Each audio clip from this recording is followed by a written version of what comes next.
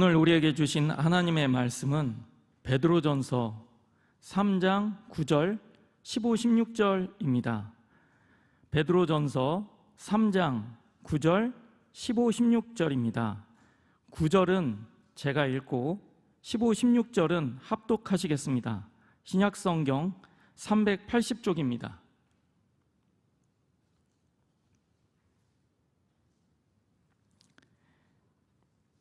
악을 악으로, 욕을 욕으로 갚지 말고 도리어 복을 빌라. 이를 위하여 너희가 부르심을 받았으니 이는 복을 이어받게 하려 하심이라.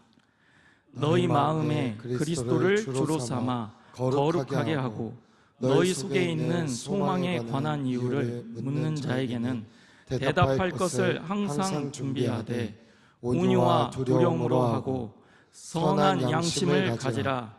이는 그리스도 안에 있는 너희의 선행을 욕하는 자들로 그 비방하는 일에 부끄러움을 당하게 하려 함이라. 아멘. 내가 진실로 진실로 너희에게 이르노니 내 말을 듣고 또 나 보내신 이를 믿는 자는 영생을 얻었고 심판에 이르지 아니하나니 사망에서 생명으로 옮겼느니라. 아멘. 사랑하는 성도 여러분, 여러분 혹시 아주 오래전의 일인데 바로 어제의 일처럼 기억되는 사건이 있으십니까? 네, 저에게는 그런 기억이 하나 있습니다. 몇 주 전에 저희 교회에 오셔서 다음 세대를 위해서 큰 은혜 주셨던 우리 안양생병원 박상은 원장님 기억하실 것입니다. 바로 그날 가슴 아픈 옛날 기억 하나가 떠올랐습니다. 그날 그 원장님도 같은 생각을 하셨던 것 같아요. 지금 사진을 한 장 보시겠습니다.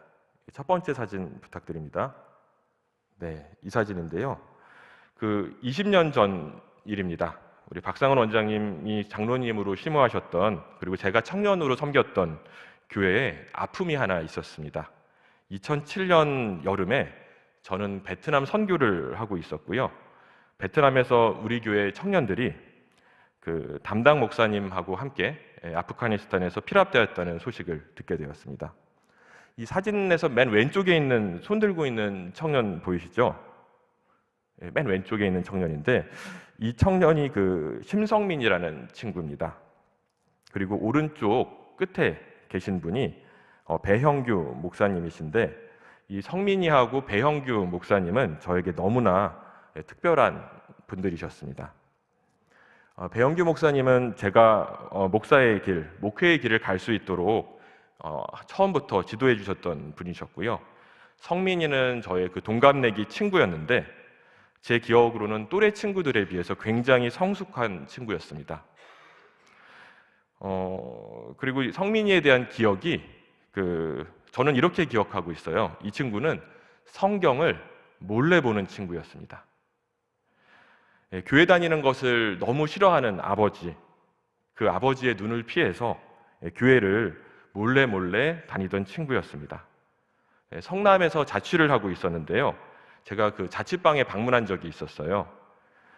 자취방에서 성경이 발견되면 안 되니까 늘 성경을 이불 속에 숨겨두었다가 꺼내서 보고 예배 드리고 다시 이불 속에 숨겨두고, 이렇게 신앙생활을 하던 친구로 기억하고 있습니다. 그리고 이 친구가 장애인 사역을 하는 친구였어요. 장애인 사역을 하면서 정말로 몸이 아프고 힘든 우리 지체들을 섬기던 그런 친구였습니다. 저도 목사가 되겠다고 결심하고 교회에서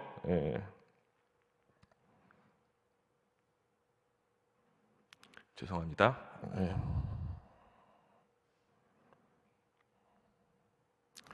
그때의 기억은 저에게 있어서는 가장 큰 고통이었고 슬픔이었습니다.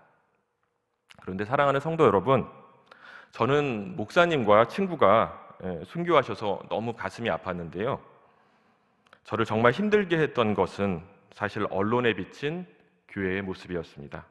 사실 지금도 인터넷에 그때 사건을 검색하면 거의 20년 동안 욕을 먹었던 것 같아요. 기독교인들까지도 욕을 먹고, 그래서 아직도 그 사건은 저에게 현재 진행형처럼 느껴질 때가 많습니다. 세상은 아직도 이렇게 묻고 있습니다. 가지 말라고 하는데 왜 갔나?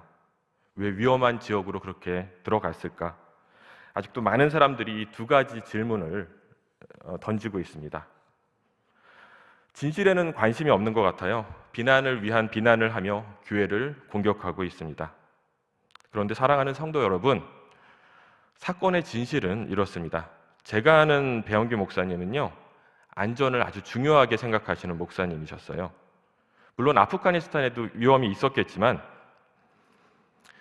엄밀하게 말하면 전쟁의 위험이 있는 건 우리나라도 마찬가지입니다. 분명한 것은 매우 안전한 루트로 봉사활동을 갔는데 말 그대로 그 빈민들을 위한 봉사활동 그 중에 예상치 못한 일이 발생했습니다. 버스 기사가요, 그 예정되어 있지 않은 길로 차를 몰기 시작했던 것입니다. 알고 보니까 그 운전기사가 탈레반에게 샘물교회 팀을 넘겼던 것입니다. 이해하기 쉽게 설명하자면요, 우리나라 그 휴전선 지역을 갔는데 봉사활동을 하러 그 주변의 안전한 지역을 돌고 있었는데 갑자기 북한으로 차를 몰았던 것과 똑같은 마찬가지인 상황이었던 것입니다. 이유와 상관없이 결과적으로 지금까지도 교회는 욕을 먹고 비방을 당하고 있습니다. 그리고 그 욕과 비방은 그 교회의 성도였던 저도 가슴에 그대로 받으며 살아가고 있습니다. 너무도 억울하고 할 말이 많았어요.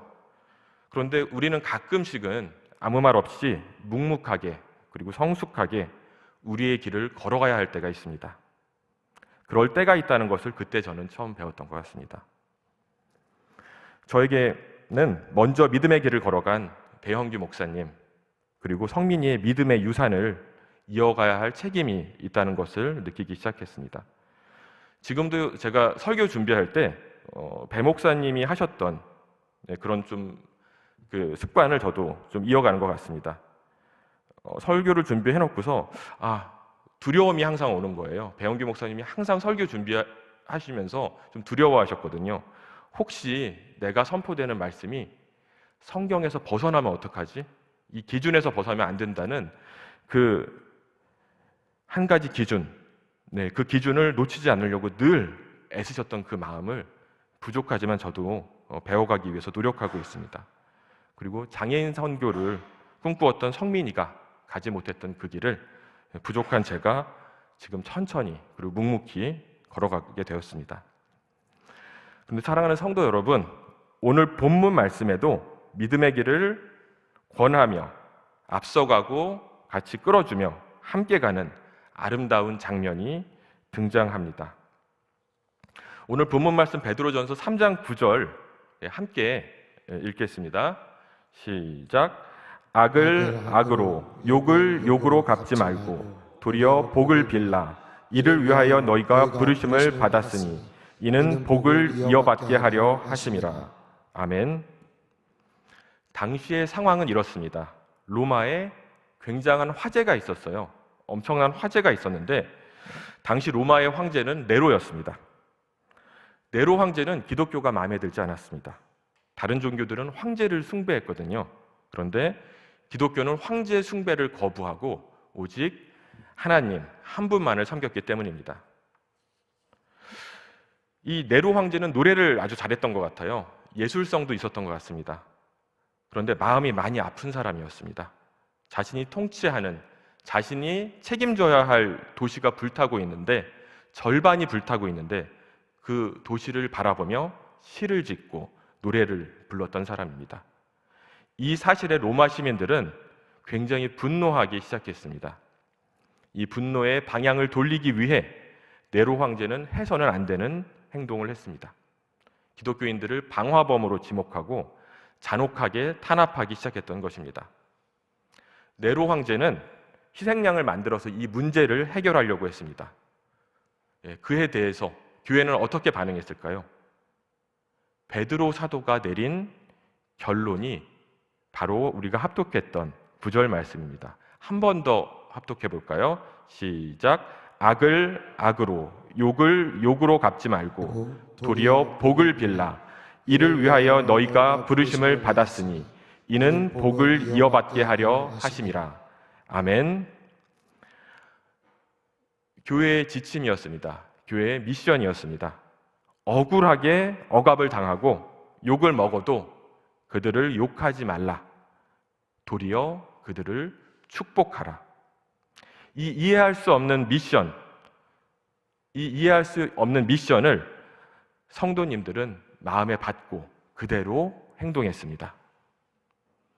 그리고 그 결과 여러분들이 잘 아시는 것 같이 네로 황제의 잔혹한 탄압 속에서도 우리의 믿음의 선배님들은 그들을 욕하지 않고 그들과 싸우지 않고 죽어가는 과정 속에서 그들을 불쌍히 여기며 축복했던 것입니다. 어떻게 이런 일이 가능했을까요? 조금 더 세밀한 미션을 성경은 이렇게 말씀하고 계십니다. 본문 말씀 베드로전서 3장 15절로 16절 말씀 함께 읽겠습니다. 시작. 너희 마음에 그리스도를 주로 삼아 거룩하게 하고 너희 속에 있는 소망에 관한 이유를 묻는 자에게는 대답할 것을 항상 준비하되 온유와 두려움으로 하고 선한 양심을 가지라. 이는 그리스도 안에 있는 너희의 선행을 욕하는 자들로 그 비방하는 일에 부끄러움을 당하게 하려 함이라. 아멘. 베드로 사도는 이렇게 말하고 있습니다. 예수 그리스도를 마음의 주인으로 모셔야 한다. 그리고 우리가 너희를 탄압하고 있는데 왜 축복하고 있는지 그 이유를 묻는 자들에게 대답할 것을 준비하라고 지침을 주고 있습니다. 다시 말해 마지막 순간까지 예수 그리스도를 증거하고 세상과는 다른 기준으로 그 길을 끝까지 가게 되면 성도들의 마음속에 있는 천국에 관한 소망이 그들에게 증거될 수 있다고 이야기하고 있는 것입니다. 그렇게 하면 예수 안에 있는 성도들의 선행마저도 욕하고 비방하는 그들이 부끄러움을 느끼며 과연 이들이 믿는 예수는 누구인가 생각해 보게 된다는 말씀인 것입니다. 사랑하는 성도 여러분, 아프가니스탄에서 순교한 배영규 목사님이 감옥으로 끌려나가는 마지막 순간에 이렇게 말씀하셨다고 합니다.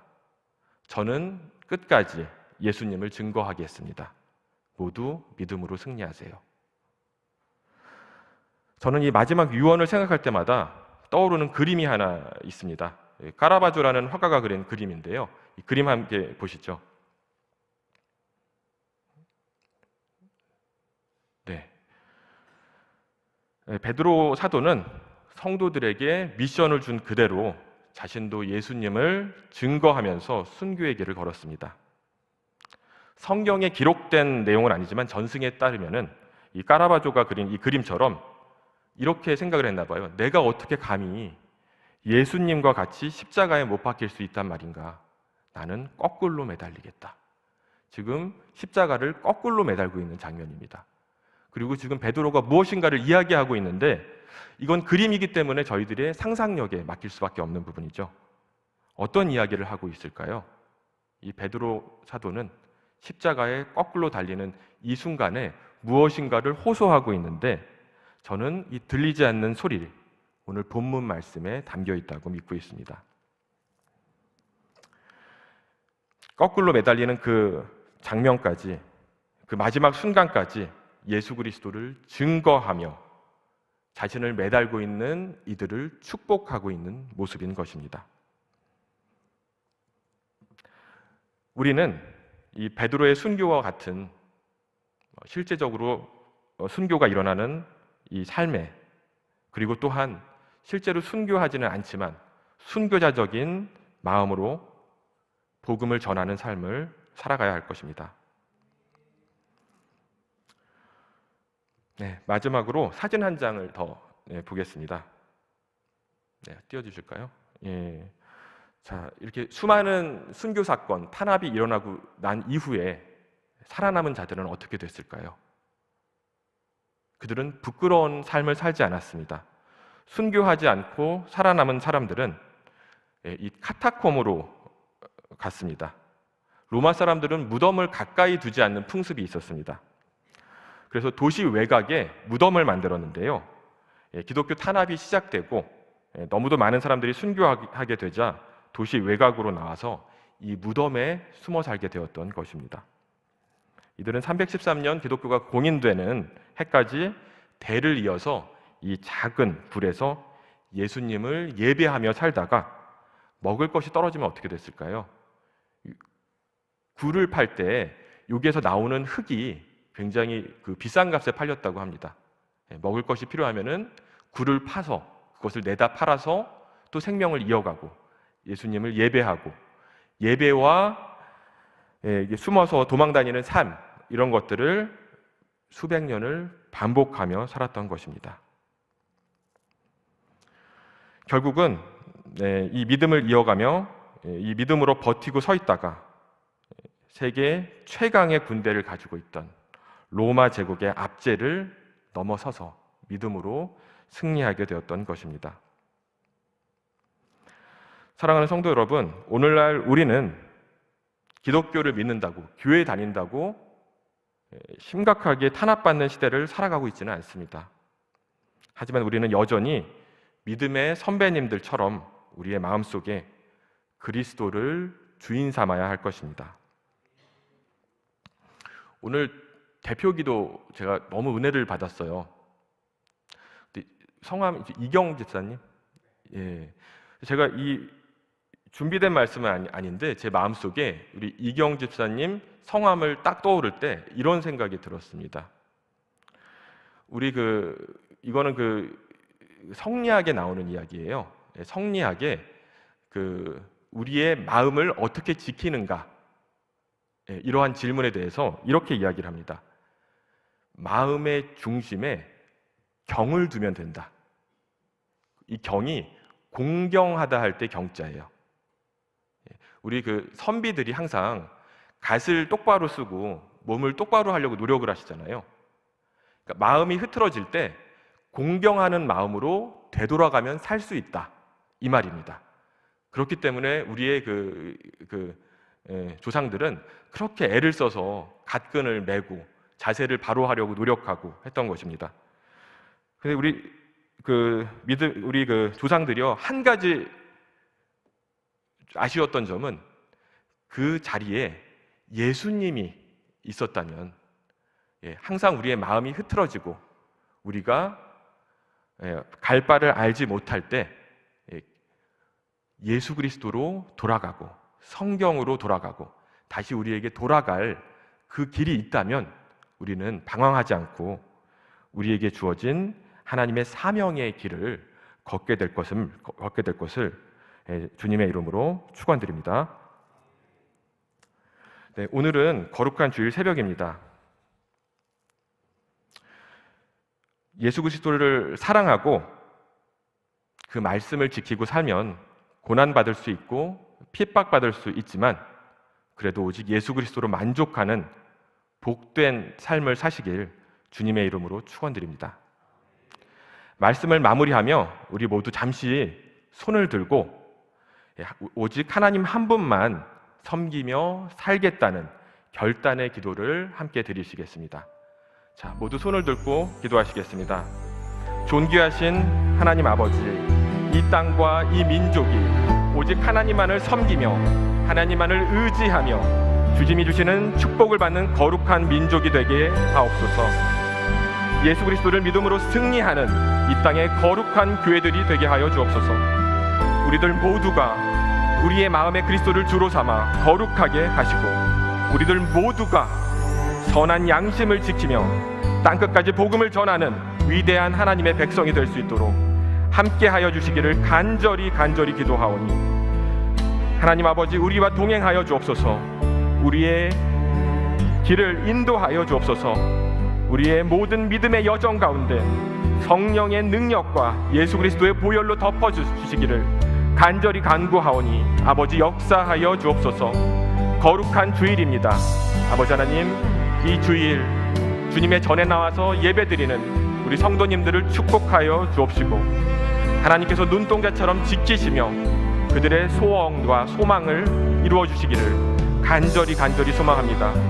오랜 기도의 제목들이 이루어지고 하나님을 찬송하며 하나님을 예배하며 오직 하나님 한 분만을 바라보는 그러한 주일 될 수 있도록 아버지 축복하여 주옵소서. 저희와 함께하여 주옵소서. 이 땅의 교회들을 축복하시고 아버지 하나님, 선교지에서 지금도 복음을 전하시는 수많은 선교사님들, 그들의 발걸음을 지키시되 주님께서 한 걸음 먼저 가셔서 주님께서 그 길을 예비하시고 눈동자처럼 지켜주시되 아버지, 그들의 미션이 하나도 땅에 떨어지지 않고 이 땅에 하나님의 나라를 이루는 거룩한 사명으로 이루어질 수 있도록 그들과 함께하여 주옵소서. 아버지, 이 분단된 이 민족 주님의 나라입니다. 이 나라가 오직 복음으로 하나 되게 하여 주시옵고 아버지 하나님, 이 민족이 오직 복음으로 예수 그리스도의 능력으로 하나 되게 하여 주옵소서.